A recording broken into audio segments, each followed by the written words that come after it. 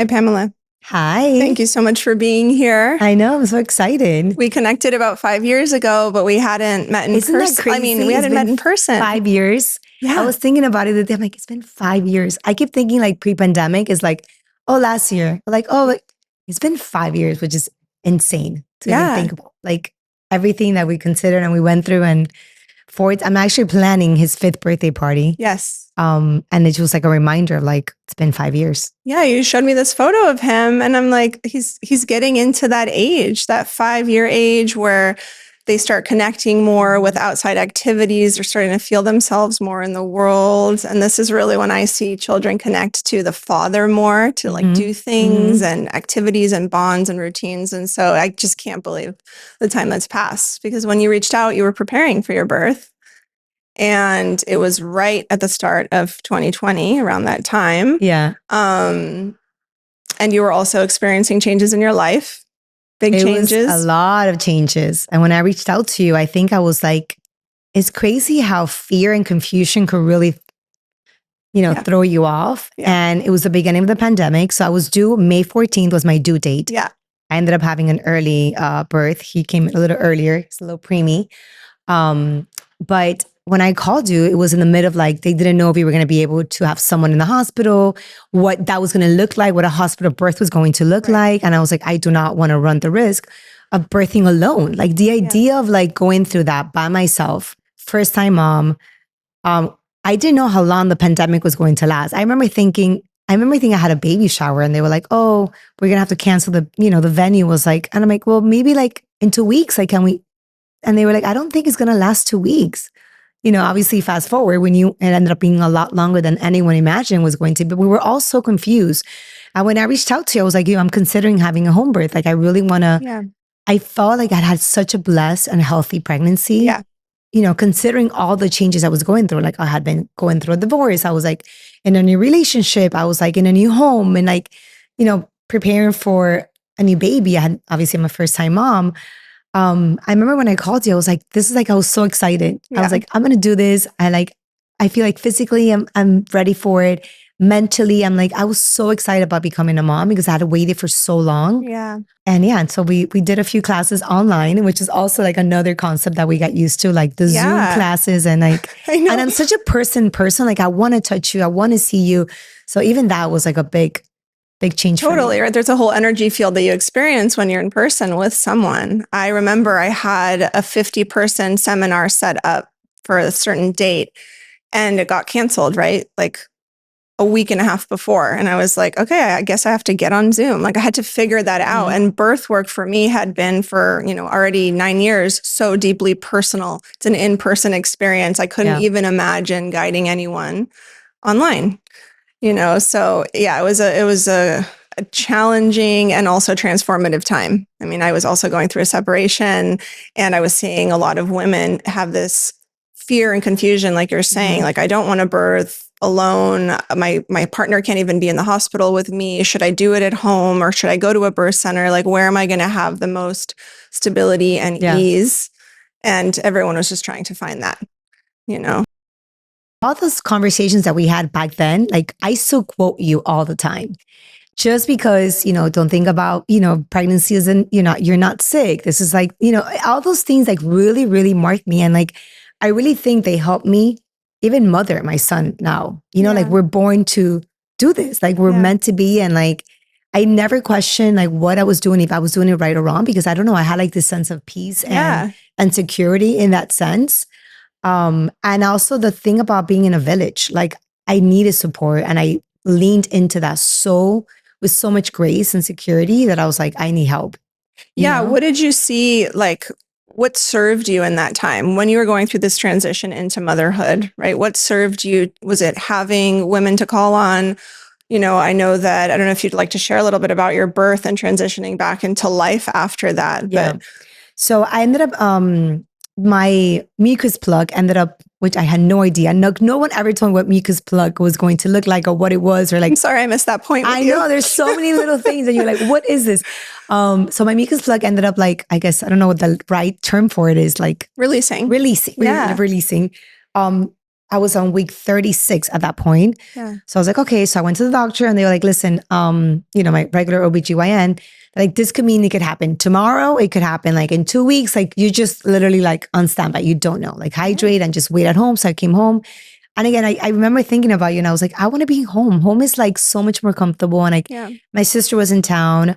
My son's dad also was like, obviously working, but like kind of like with me. And again, we were in pandemic. So everyone was kind of like locked in. How do we do this? Yes. How do we do this? What am I allowed to do? Where am I allowed to go? A lot of questions. And then we ended up going to the hospital because I was having like, I literally was, I didn't know, but I was already on like birthing, I was in labor. Yeah.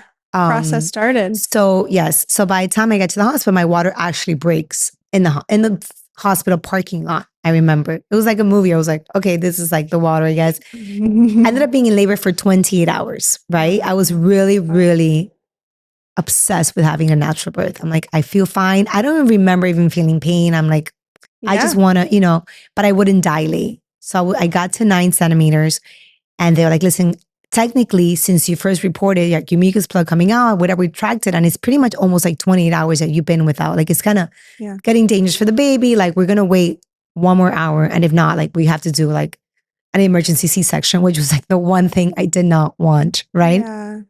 So I remember being like very upset about, like heartbroken about it. Yeah.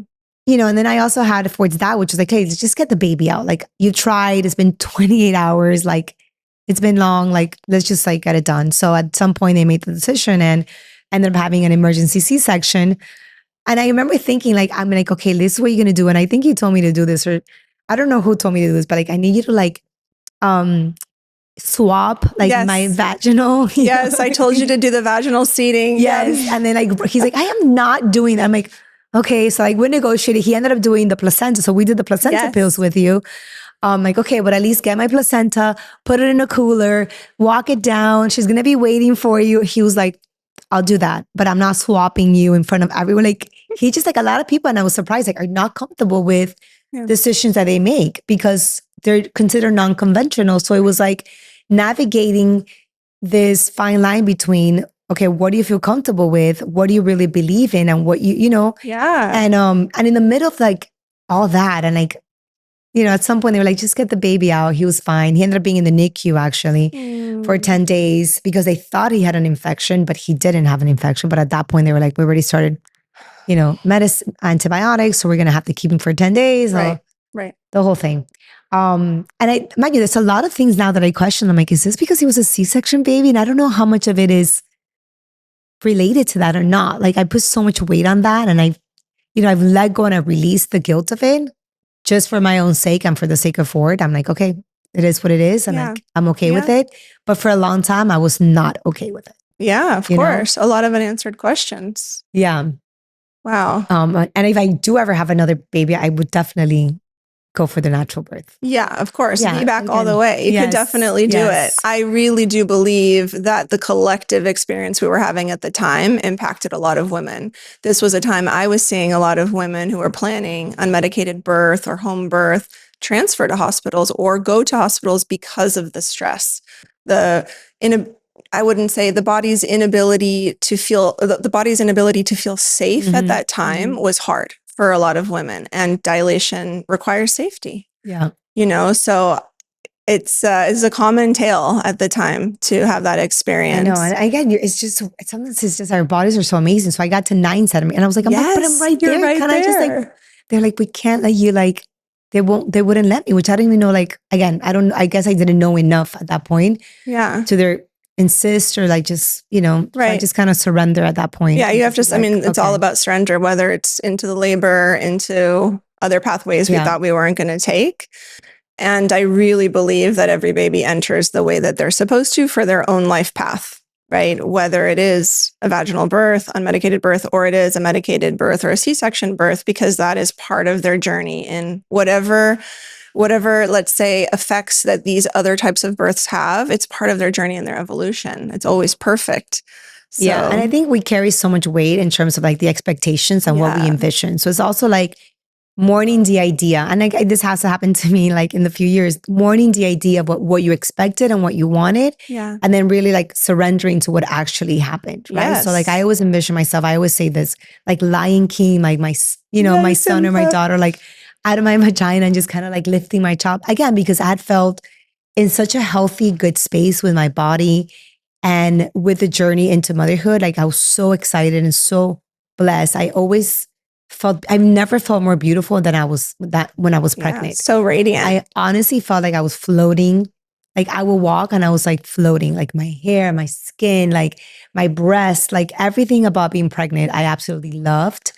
Which is, I think, probably another reason why I always wanted to be pregnant again. I'm like, I want to experience that all over again, But so because I was in such a good physical state, even though I was going through a lot of transition, like I explained, like I feel like I was like, it didn't matter. Like this was like, I was so present in the, moment of just being pregnant and like getting ready to birth that I was like really upset with giving up the idea of like and again, it's a reminder of like, expectations are just like, they could be such a like thief of joy that you just can't Absolutely. And I always say how you birth is how you live. And so to approach it that way with that deep surrender to how it unfolds, I really do see you. I mean, just in the conversation we were having previously, it's like when a life transition is coming, it feels like a hurricane. It feels like this completely destructive force. And if you resist it, it becomes more painful, more intense. But if you allow it to take over you and trust that it's unfolding the way it needs to, even though it doesn't make sense, we're always surprised what happens on the other side, I always tell people, I know like in the middle of like a lot of change and transition, it feels easier said than done, but like once you've been through it, it's like, we were talking about it feels like a Hurricane 5. Yeah. Because there's so much change going on and so much like unexpected change is also, I think, the toughest change to adapt and kind of like accept. Yeah. But once you go through it, it wash away everything you don't need anymore. Yeah. And only what you need, which is probably like the most basic things, are really what remains. And it's just a nice reminder to surrender and just like hold on tight, because I know it's not easy to go through whatever type of change. And the change looks very different for people. It could be like losing someone, or like, losing a marriage, or losing a relationship, or having to adapt, or going through like an illness. So just kind of like holding on to the blessings that you do have at that moment, and just know that it too shall pass. Not everything lasts forever. Yeah, for better or worse, not everything lasts forever. And then you could look back and you're like, okay, I get it. Like everything happened for a reason. And again, easier said than done. And like, when you look back, you're like, okay, but when you're in the middle of it, there's a lot of empathy and like grace that I always show people, especially my close friends and the people that I care about and that I love that have been going through change. I'm like, I wish there was more I could do, and I'm just here and I'm holding. Well, it's the unknown, right? These life changes are so much like birth. I always say this because it's the unknown. You don't know how long labor is going to be. You don't know what twist or turn it's going to take. And that unknown is also what causes us to feel a little bit resistant to the birth. So it is just a practice of surrender. How do you feel that transitioning into motherhood impacted or transformed your relationship with your own mother? Like seeing her through your own experience. Because I feel that this does happen for a lot of us. It certainly happened for me. Yeah, absolutely. I think, there were two things that really were transformative for me. Was one, to actually see a very similar generational pattern in my mother and I. Like she was also a C-section. She also went through a very traumatic, shift in her life. So my father died the day before I was born in a car accident. And she was like going through it and trying to figure out how to, come into motherhood in a non-conventional way. Also, there was a lot of similar patterns that I had not picked up on, and I would have never imagined that they were going to repeat themselves. Yeah. Right. So again, not to that extent, but there was definitely like change and like adapting to trauma and like accepting certain things, what you wanted versus like what was going to happen. And a lot of things. The fact that we were, she actually was a scheduled C-section. Like she chose the 16th as my birthday for like very like comical reasons. And I've shared this story before. I'm like, why the 16th? Like, well, the doctor was only available on the 16th and the 22nd. And she was 21 at that point when she was pregnant with me.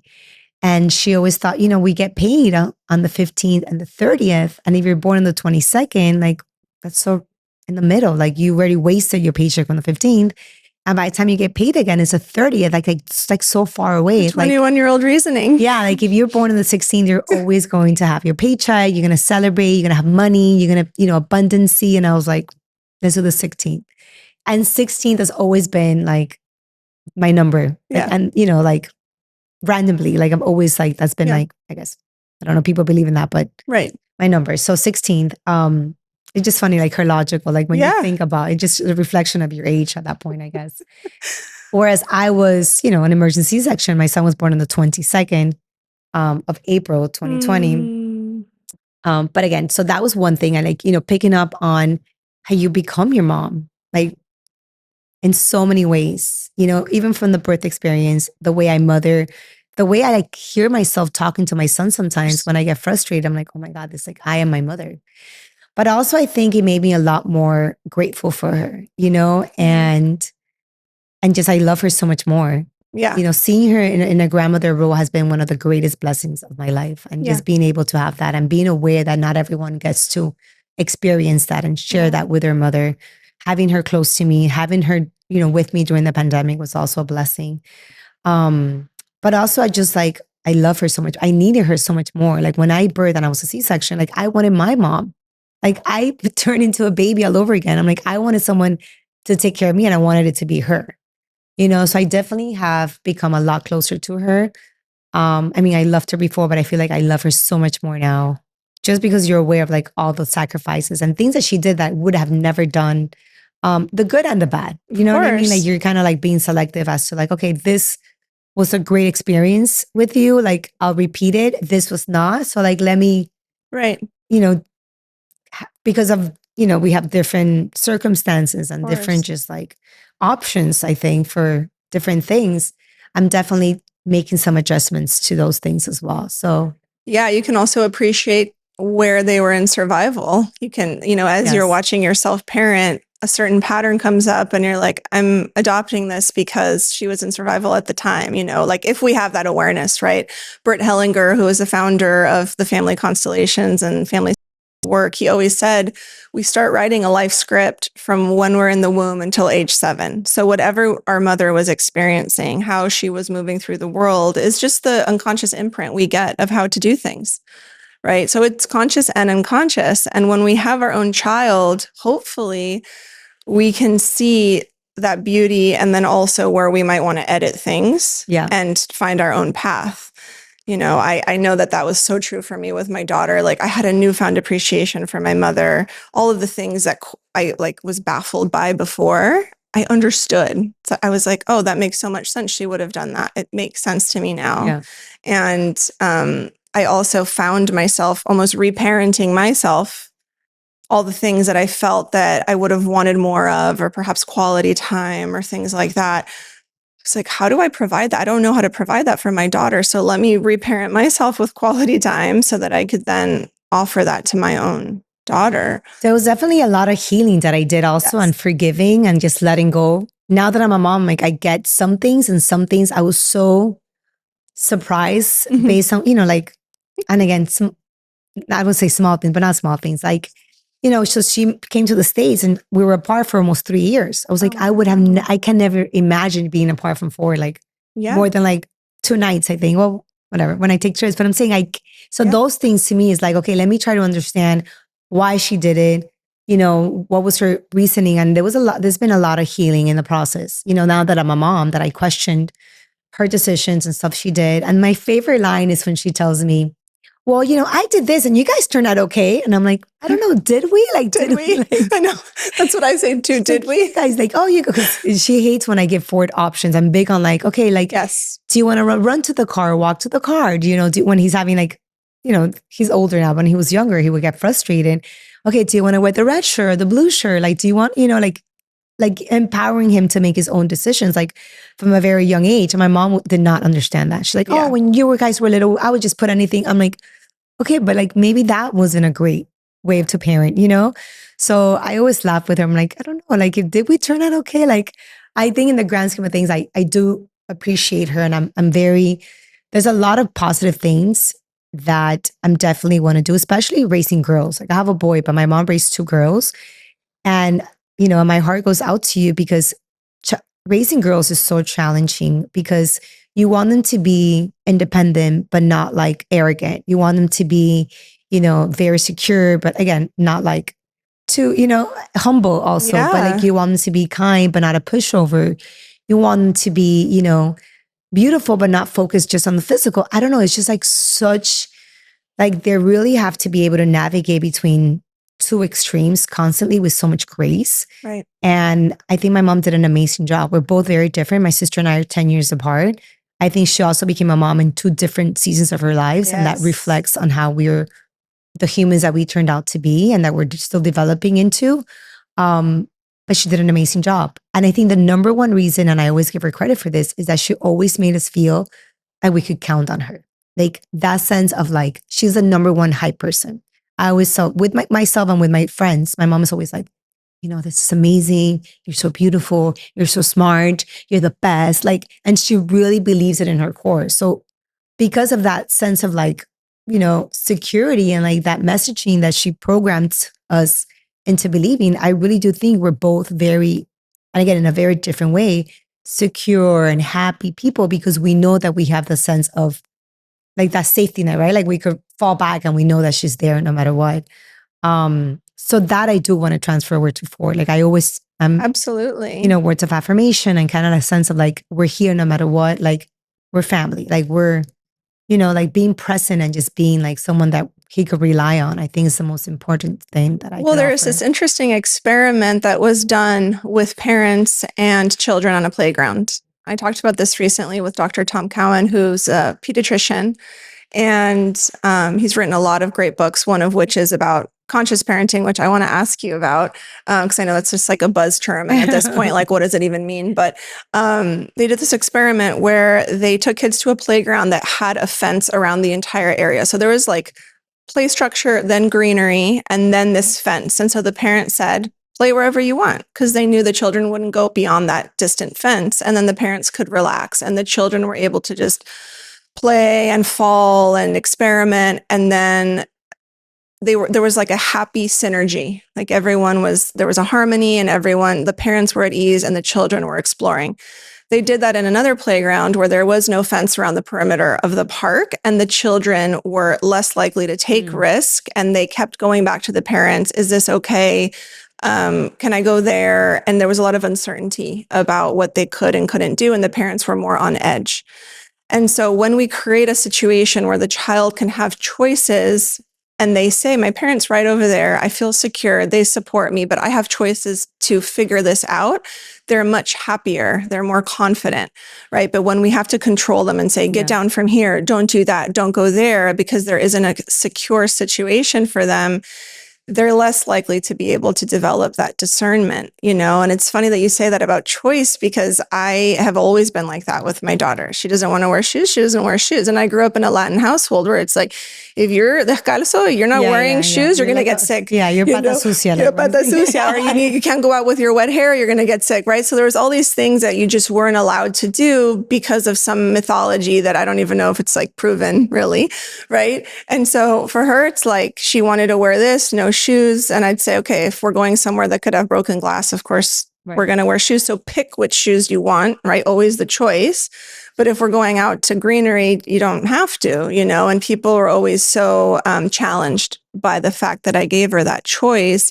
And I realized it's not because they know what's best or not best for her. It's because there's something about their own childhood where they weren't given choice that makes them feel perhaps a little bit triggered or pushing up against the choice I'm giving her. And I see that. I see that with people even in my own extended family of like, why does she get to choose that? Like children just need to be told where they need to go. I said, well, how will she ever know when she's an adult and I'm not there? how to feel inside what she wants if I'm not telling her how to do it. I don't want to handicap her in that sense. Right. But I do think that when we push up against certain parenting, or we see a child in their freedom and their autonomy, it can just trigger us because we remember not having choices. We remember having to perform for love. That's something else. I try really hard not to compliment her on every single thing she does, right? Where it's like, she cleans something up. It's like, good job. And it's like, I don't want her to feel that her performance is when I acknowledge her. And that's a big thing too, for those of us who grew up being constantly awarded for a performance, because we become the people pleaser. We become the performer. I think that's another one of the positive things I have to give my mom credit to is like unconditional love. Yeah. She is so loving all the time, no matter what. It's huge. Like we don't have to do anything to receive love from her, right? Or words of affirmation from her.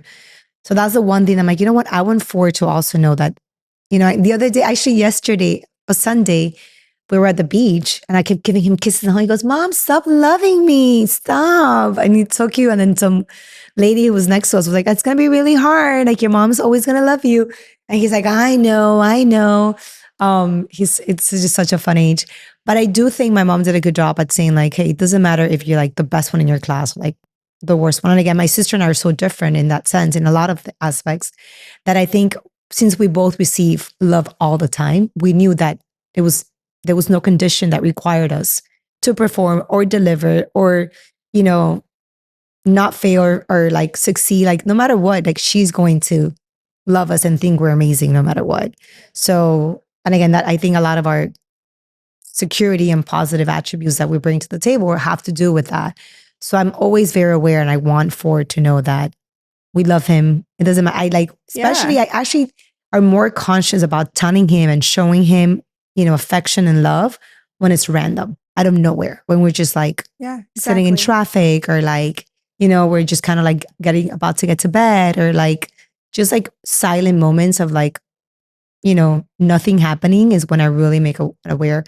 And then going back to the choices, I really wanted to help him self-regulate himself, when he was starting to get very frustrated and kind of like physical. And I was like, okay, I need to give him the power, the tools to kind of like, okay, what's upsetting you? Or like, what's, is it like, because you want the banana not broken or like the banana, like there's like a big meme about like, okay, my toddler's having, a breakdown because I peeled the banana or like because I broke it or because he wanted the one with the sticker, not the other one. And it's all true. So like, that's why I was like, you know what, if this is helping him self-regulate himself and his emotions, like kind of identifying, and knowing I'm in the red zone. I'm in the red zone right now. I'm just going to breathe and get, it's, if you give them the tools, like they pick up on it so fast, and it's been transformational for him. But that has a lot to do with him witnessing you be able to self-regulate, which a lot of adults, if I remember from childhood, didn't have that capacity. I remember even as a kid going to a cousin's house or a friend's house where it's like something would happen. And I remember one of my friends, we were in first grade, and her mom said, go to your room, and when you're calm and presentable, come out. Right. So there wasn't a holding for her emotion, for her to have the emotion or the process. It was like, I don't like you the way that you are now having an emotion. So I need you to go away until it's done and then come back. So she never learned to be able to express. Right. And, we were actually still friends. And she talks about that. She's like, I felt that I had to process things alone without support. And it became destructive at times. Right. And so I think our capacity as adults to hold the thing that's happening and then help them identify it so that they can feel it in their body and say, what do you need right now? Yeah. I know with my daughter, she gets overstimulated. Because I would see that she would kind of shut down after like an hour-long play date. Like it was too much, or if there was loud sounds or whatever it was.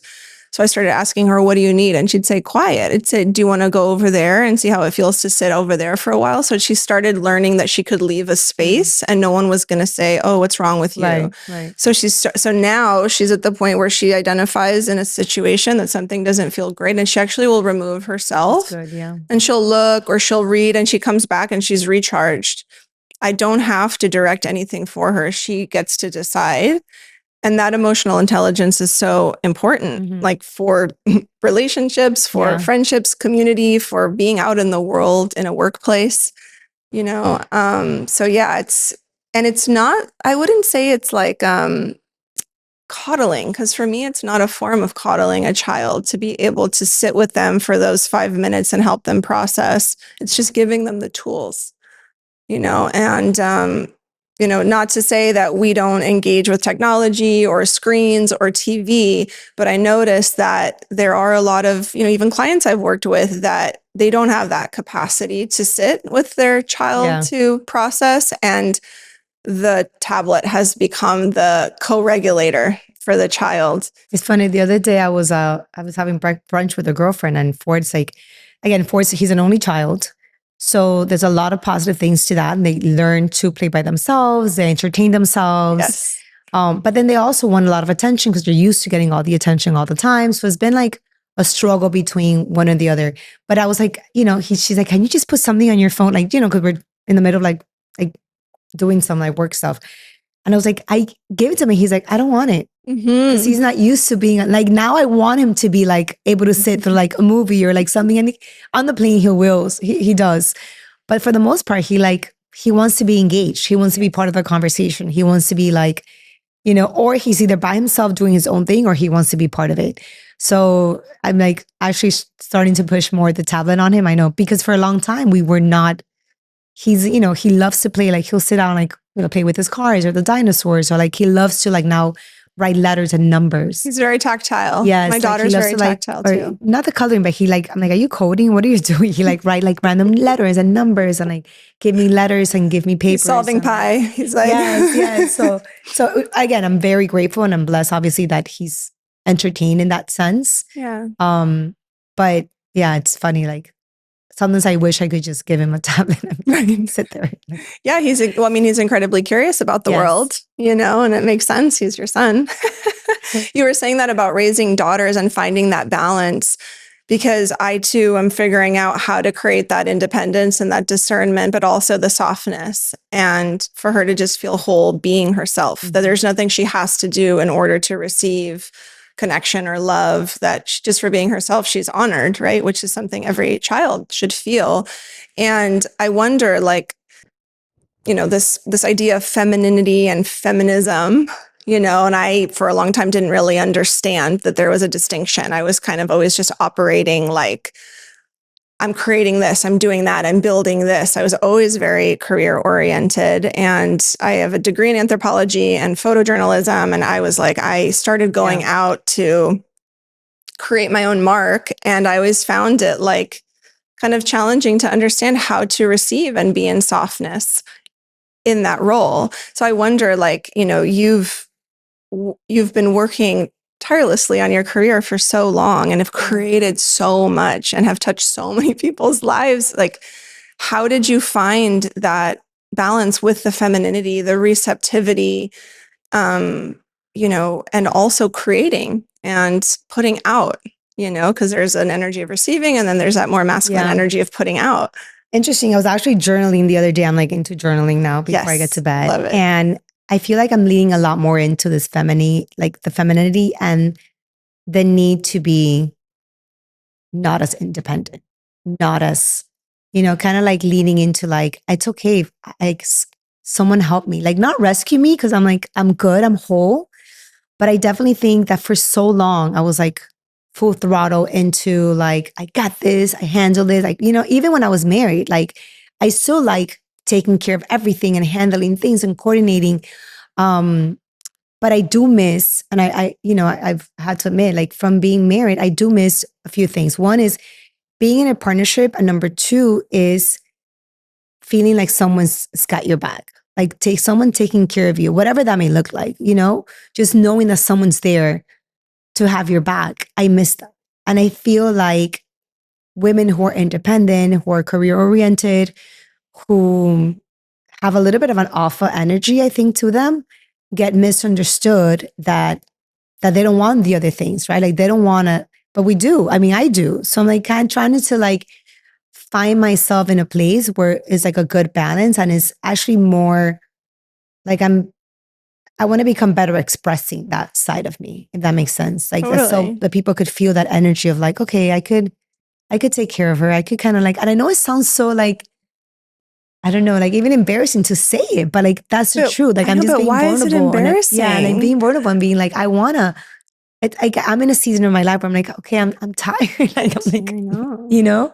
So I definitely am like, I think wanting to attract that again, right? Because I think for a long time I was like, not that I was doing it on purpose. I think it was just more like a surviving mode, right? Like, okay, I got my son, I got my career, I gotta be able to handle both. I gotta provide, for someone else, which is like another whole thing when you become a mom, like the idea of it. And I remember I do have to give credit to Ford's dad. I remember like doing the conversation. He's like, yeah, I think we both should get life insurance. Like as soon like right before um giving birth. And I was like, okay, why? It's true. Like someone now is going to depend on you. And if something happens to me, like, is someone okay? He has to be okay. So anyway, just the idea of like someone depending on you is like such a big weight on your shoulder, right? That I think I didn't fully process until like it was happening. Now I'm aware of it, but now I think of it not as a burden, but more like a blessing, right? I get to take care of someone. I get to like mother someone. I get to shape someone. So instead of like, I have to do this or I have to, it's like that mentality shift was like a big one for me. But I'm definitely in a season of my life where I want to lean into being like, I don't even know if the word is delicate, but more soft. Yeah, like soft and just show myself more grace and kind of like allow myself to be taken care of and allow myself to be supported. Again, whatever that may look like. It's a whole journey of defining what that is, because when we can provide for ourselves financially, when we can solve problems, right? Because it's like figuring, I feel like I can solve a lot of problems, whether it's something with the house or it's something with the car, planning or whatever it is, because I had to. So I can do those things. So then where do we leave room for the man to provide? Because what men really want is to feel needed. That's actually where they thrive. And so if it's not about the finances, then what opportunities do we really give them? And what's underneath that, like, I'll take care of it. I'll take care of it. Like, how do we start to release and relinquish? Like, how do we surrender? Yeah, and it's sad, but I think to some extent, I think like women who are independent get penalized for it, right? Like either men don't gravitate towards that or they get turned off by it or intimidated by it, or like there's a lot of like negative things. And again, not that I'm telling women to like shut that part off, but I think it's definitely find a balance between one and the other, right? Like, and I think it's possible because I think it's our nature to be the other way. I think we were forced to become to the other extreme because of necessity, because of whatever it was. But I think deep inside, at least for me, I think there's definitely a more feminine, like we all have these little girls inside in us that like, especially like, I have major daddy issues. I think like, so I think there's definitely a younger version of myself that's still, looking for someone to like, become that type of partner. Yeah, absolutely. And same with me, for sure. I feel that in a big way. And like, just understanding family through the lens of anthropology, like we always existed in these smaller communities where women were supported, right? Where it's like, if you have this skill and I have this skill, we can just contribute, then everybody is provided for in that sense. But then in a world where we're living in these individual structures, our homes or our apartments, and we have to schedule time to be with other women, and we have to schedule time to even feel close to someone else. It's hard to not be hardened, and to really be in that softness and trust that there are people who support you and love you, and to really rest in that femininity, because the feminism, let's say, has really, I feel like it really came into being to help us survive, and we're all just responding to that still. Last night I had dinner with one of my dear friends. She's been my best friend since we were in 8th grade. And Saturday she came and picked me up with Ford and we went to this like event for the kids. And just the idea of having her around for me and having community and having a sisterhood with someone who's just your friend, I think has like the sense of community and support and just being able to do stuff together has been so beneficial for my son and I, in so many ways. So I'm huge on community. Like I'm very big on leaning in and asking for help, but also just investing in those relationships, right? Like finding the time to kind of like build that trust, build that support so that it feels natural to be able to like, yeah, let's pick me up and let's go to this together. Like, or like I could pick up and call her and ask her like, hey, like, and actually we were pregnant together. Her second child is a few months older than Ford. So that was also helpful because, like it's when someone's like becoming a mom or mothering. Shared experience. Yeah, it makes such a big difference. And for me, just like, been such a blessing and she's just one of like, I have a big group from like when I was younger that had been through the evolution of me as a woman as well, right? So they have seen me in every season of my life. Like when we were teenagers, like when we were in college, when we were like dating, when we were married, when I went through the divorce, when I was like becoming a mom. And I know that not many people have, that blessing. So I'm like very grateful for those friendships and relationships of women that have been with me, right? Through every season and that are still part of it. And like, I really lean into them and need them. Yeah, absolutely. I have some friendships from, oh my gosh, fourth grade, college, high school, and having someone to be there through those seasons, and I know it's not common, has really been an anchor and a rock for me for sure. And funny enough, like, I don't know if this happens to you with other moms and, getting together with Ford's friends and things. It's like, let's plan that. Okay, I'm free in 6 weeks, right? Or like we can do that in the spring. It's like the winter, it's just, why is time moving so fast? I remember as a kid, it felt like time was so big and slow, and like even information coming at us, was a lot slower. It was easier to digest. That's how I remember it. And so I wonder now, like, one of the things is like that I was so curious to ask you or like hear your thoughts on it was like, how do we become discerning with information? Like AI is playing a huge role in our lives, and we're talking about choices and discernment. Like as a consumer of information, which is everyone, like how do we keep a level head? Like how do we find that discernment when it comes to what's out there?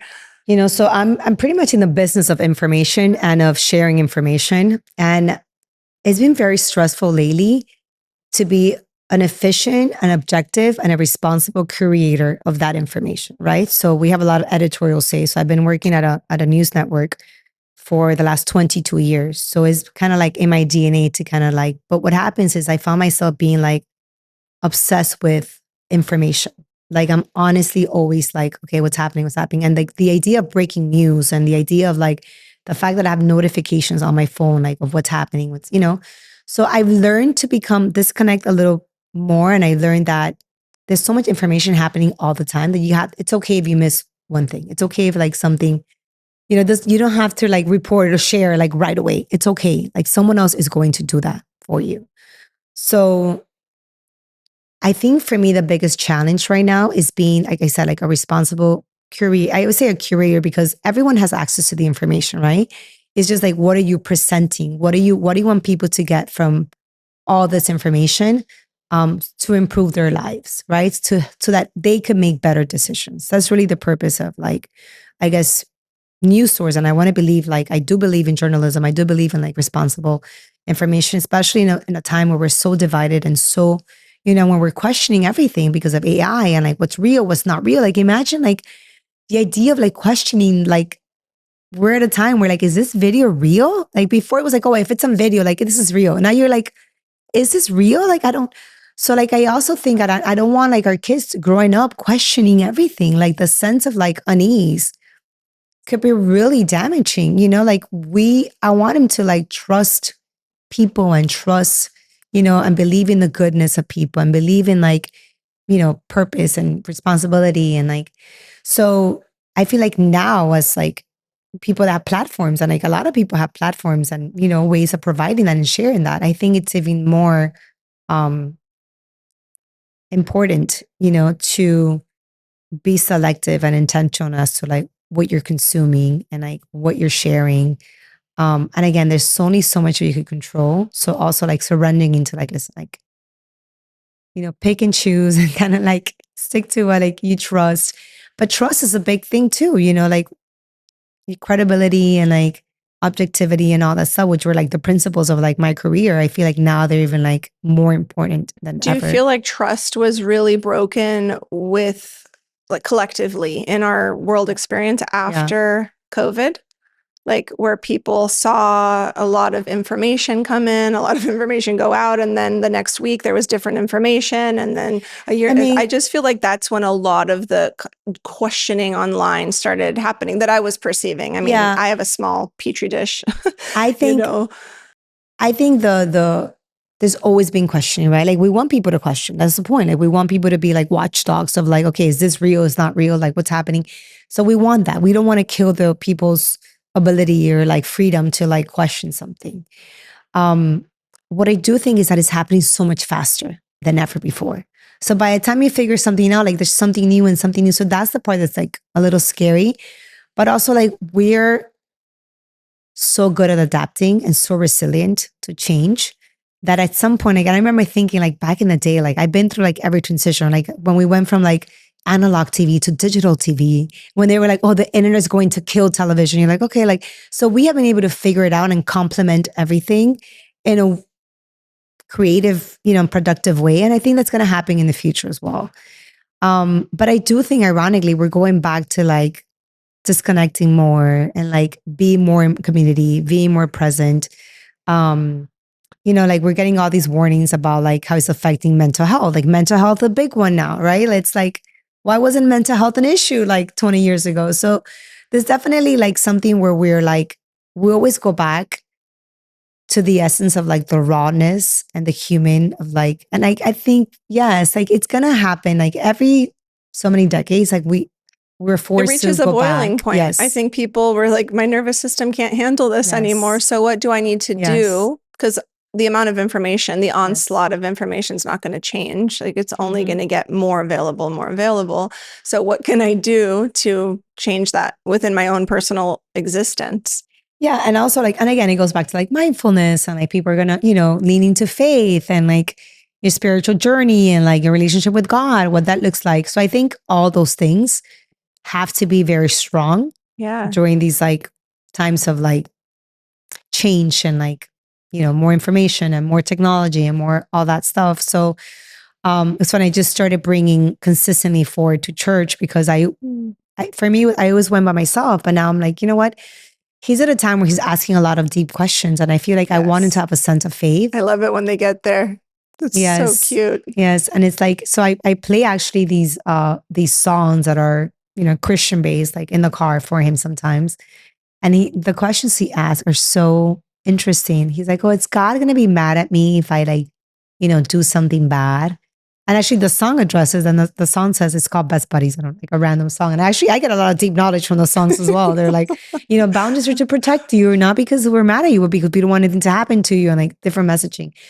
But it's interesting, like the questions he's asked, because they're like really deep questions that like force me to like question stuff. Like, I don't like, no, I'm like, no, God's not going to be mad at you. He like obviously loves you and he wants the best for you. But so it's been interesting to like, I really investing my time now into strengthening his spiritual journey and his like relationship with God and what, that's going to look like for him. Yeah, because there are so many lessons of compassion and mercy and grace, right, that we have with ourselves and then also with the people around us and certain situations. So that's also part of the emotional regulation.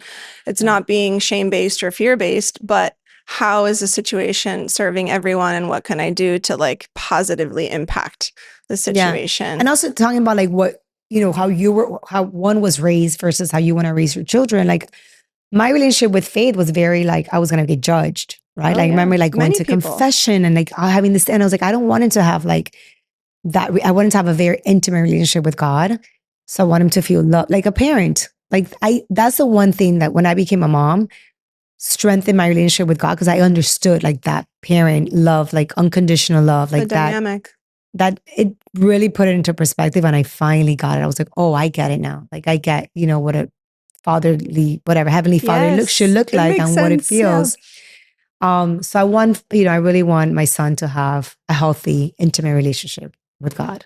Yeah, it's beautiful. And I spoke with someone recently and he said, I feel that the nuclear family is dissolving because there's a lot of godlessness in the family. There's a lot of relying on technology for information. There's a lot of relying on outside sources to give us a structure. But if we come back into, we fill the home with God and the teachings, whichever religion you might have subscribed to, but subscribe to and connect with.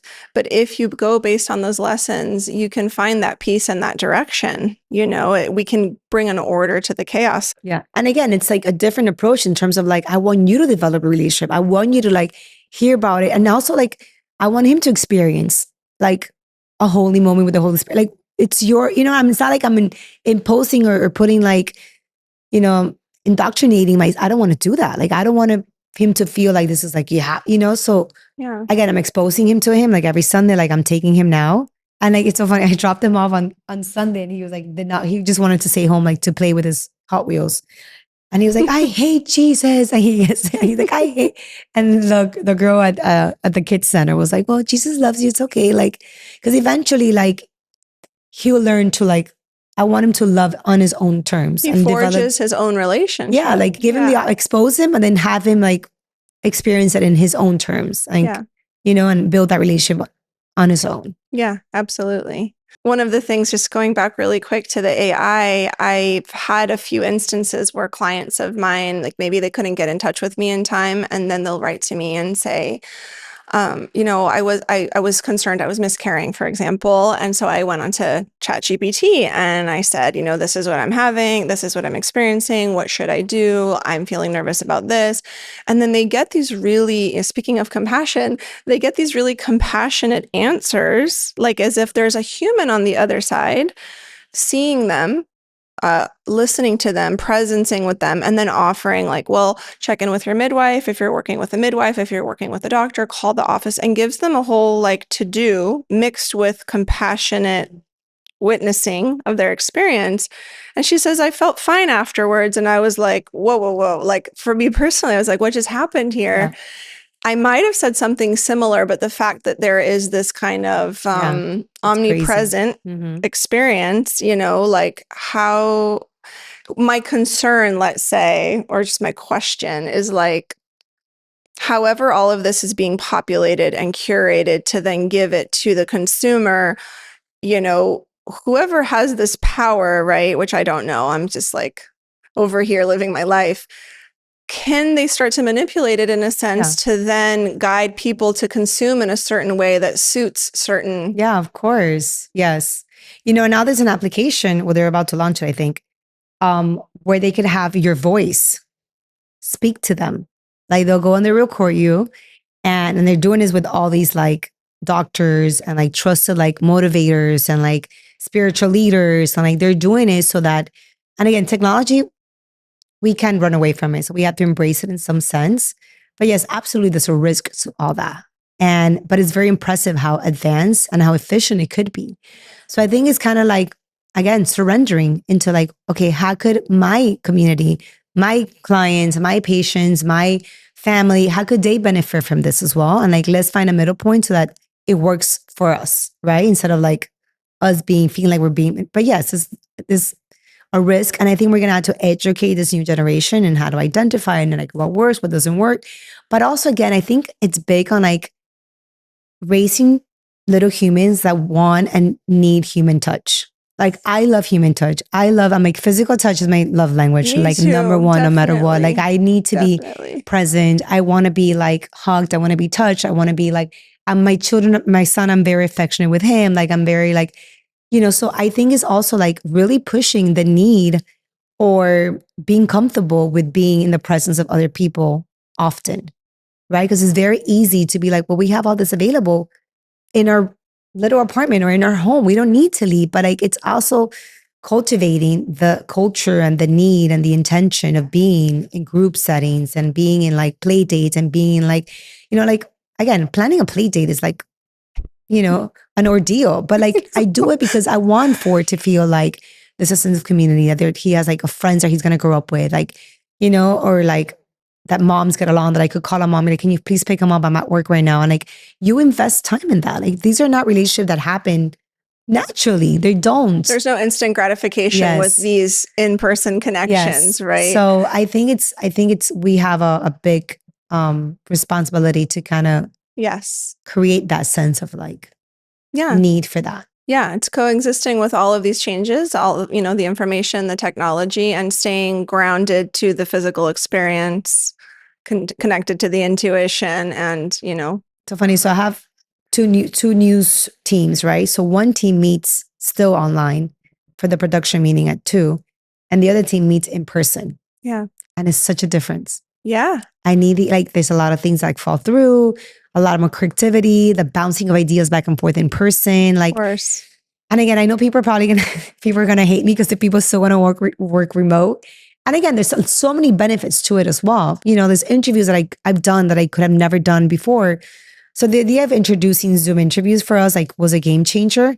But there's nothing like being in a group, being in a team, being in person, especially from a creative perspective, to bounce ideas, to think. I remember when I started planning my podcast 5 years ago with my partner Karen, we would meet randomly once a week at a random new coffee place, in this neighborhood actually. We'll pick a place and she's like, "Oh, do you want to do a call?" I'm like, "No, I want to see you. Mm-hmm. I want to see you. I want to spend time with you. I want to drink a coffee with you. I want to spend time with you. I want to touch you. I want to see you. Yeah. I want to see your face, in person, you react to certain ideas. Do you like this? Do you not like that? How are you feeling?" And also just spending time with you. How are you feeling? And having that sense of and I know it sounds so cheesy and mushy, but it doesn't at all. It makes a huge difference. It makes a huge difference. For me also, I want you to see me. I want to see someone. I know. I feel so honored because this is my first in-person chat and I get to have it with you. And when you gave me the option, I'm like, of course in person, absolutely. I'm not a fan of especially as I feel women do need time together, you know, and to talk and to just be in a room with someone else. I just think we spend so much time. Motherhood is such a lonely journey for so many women. I know. I know. And for so many hours of the day, you're alone with your child, putting him to bed, doing stuff. You're in a go, go, go. And even though you're with your child, it still feels very isolating and lonely. It does. And I think that softness we were talking about really does start to reveal itself when we spend time with other women who we are completely at ease with. That softness, that receptivity, that feminine essence that we were talking about. And yeah, that's the balance, right? Doing this in person, cultivating that community and investing in it, because the texts back and forth, that can only get you so far, but you really have to make that investment. We have these things in my church called Crew, which is a group of a smaller group where we meet and we kind of discuss life happens. And you need some people that have same values or have your best interests. There's nothing more gratifying than finding a group of people that want the best for you. And I know people are living in times where they, again, questioning everything and what's the motive and what, my God, how draining can that be? How, and again, maybe I'm naive, but I do want to believe that there's a lot of people that want the best for you, that want, that have done very well in life and want you to do as well, or that, again, just generally find joy in watching you be happy. So, and again, these are meetings that I schedule as if they were the most important work meetings of my life. I'm I am not missing my crew. I'm meeting. And when I leave, those, they're not meetings, they're gatherings. I'm oh, I'm so my cup is so filled. You feel nourished. Yeah, it's amazing. Beautiful. Pamela, thank you so much. I could talk all day. I know. I'm I want to just keep hanging out. This is, beautiful, beautiful. I feel nourished. And I want to thank you so much for putting all of this positivity out into mothering, into staying connected and being so saying the thing that we all want to say, which you said, I want to receive more. I want to be more soft, and I think I know, I haven't talked to a woman who hasn't expressed that. It's in the zeitgeist right now, where we want to receive, connect in person and just feel celebrated for being ourselves. So thank you for emulating that and spending this time with me. No, thank you for having me.